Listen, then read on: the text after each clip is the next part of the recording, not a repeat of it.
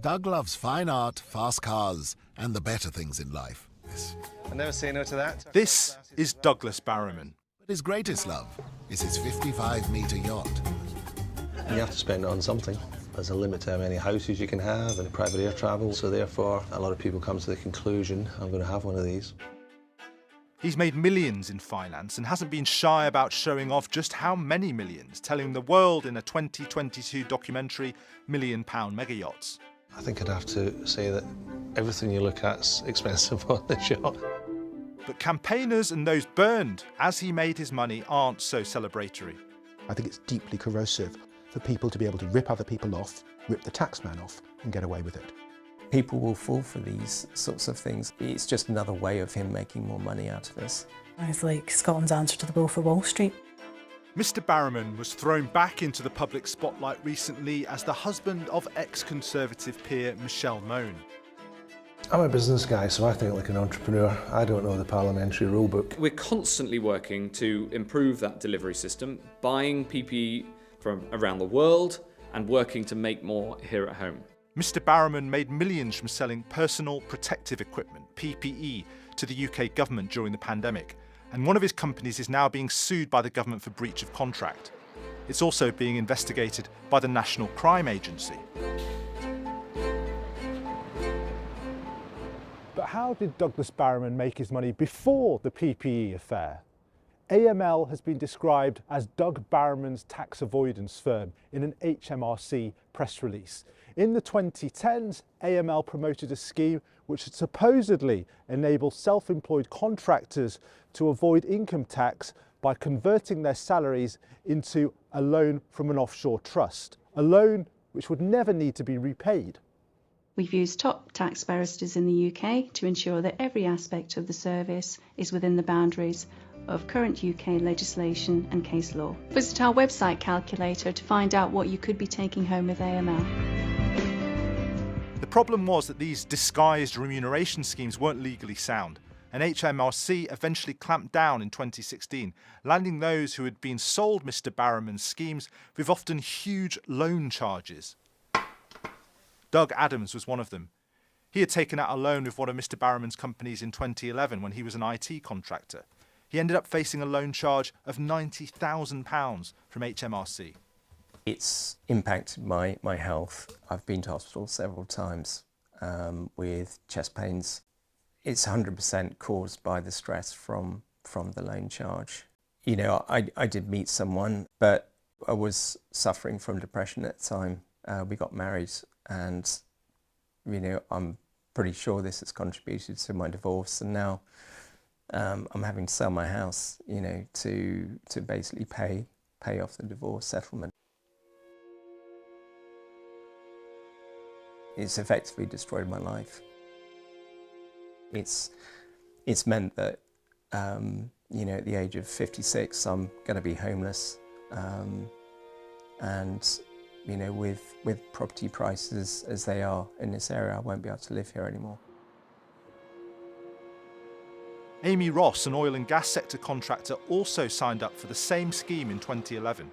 In 2015, she received a letter from HMRC informing her that she owed a considerable sum of money. I just remember sitting in my car and feeling physically sick when I was reading it, and it was just like panic.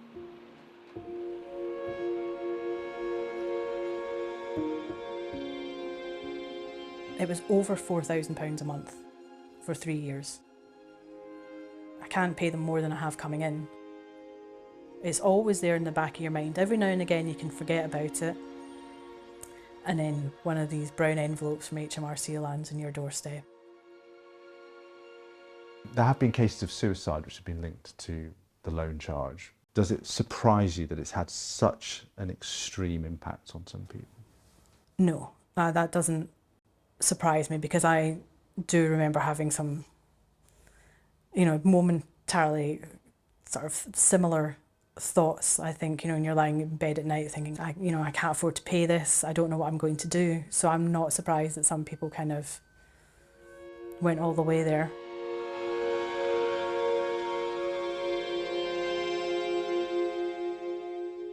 It's estimated that Douglas Barrowman's companies have made tens of millions of pounds of profit from pushing these kind of schemes which have upturned the lives of people like Doug and Amy and many more. Whether Mr. Barrowman's companies were acting within the law by pushing these schemes before the 2016 HMRC clampdown is a moot point. But now Tax Policy Associates has uncovered new evidence shared with Newsnight which suggests that Mr. Barrowman's companies were continuing to push these schemes after that 2016 clampdown, which is a whole different order of seriousness. Here's the paper trail. It starts with a letter from Mr. Barrowman's main company, AML, from February 2019, recommending that its customers hit with loan charges get in contact with a third company called Vanquish Options. Vanquish was pushing a convoluted scheme which would supposedly clear the individual's loan charge liability by converting it into yet another loan, for a large fee of course. The problem from the perspective of HMRC was that nothing had changed. The individual still had a loan and was therefore liable to the loan charge. But Vanquish was advising people that it would square them with the tax authorities. Here's a letter to someone who signed up to the Vanquish scheme, claiming they now have no outstanding liability, and note the date of the new loans made referenced, between 2017 and December 2018. Remember, this is long after HMRC had made 100% clear that these were not legitimate tax avoidance schemes. Yeah, it was again criticised for being retrospective.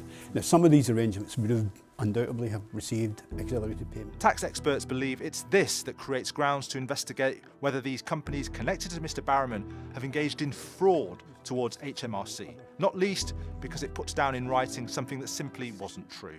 Well, I think there's undoubtedly enough for HMRC to justify opening a criminal investigation. Whether they would, in the event, find sufficient evidence to give them confidence that they could proceed through the courts with such a criminal charge, that obviously would be dependent upon what evidence they found, and that in itself will be quite a challenging task, given that probably most of the evidence they'd be looking for is outside of the UK.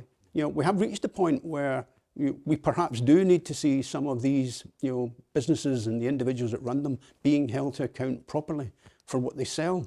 And if this type of thing doesn't come within the scope of that sort of approach, then it's difficult to see what would. Now, Mr. Barrowman has long denied any connection with Vanquish, but Newsnight has seen new evidence which casts considerable doubt on that denial. It turns out emails from Vanquish use the same email server as AML. AML's email headers show that its emails originate from IP address 89.107.1.218, the same as that found on Vanquish emails. The IP address geolocates to Douglas on the Isle of Man, where Mr. Barrowman and his business interests are based. The two companies also had some of the same personnel, including Arthur Lancaster. Vanquish directors also included Timothy Eve and Paul Ruocco, two close Barrowman business associates. There's some further important context for Mr. Barrowman's denials. In a recent BBC interview, Mr. Barrowman and Michelle Mone admitted intentionally misleading the press over the PPE affair, supposedly to protect their privacy. I am a private person and don't want anyone in the press to know of any business activity or anything I get engaged in. It says that we cannot believe their denials. They said they weren't involved in PPE Medpro. They were. He said he had no involvement in Vanquish. He was. He's probably going to deny some of our other findings, but those denials, I feel, are worthless. It's unclear what, if any, is Mr. Barrowman's involvement in the potential fraudulent letters, but he has defended the lawfulness of the scheme in his response to the BBC.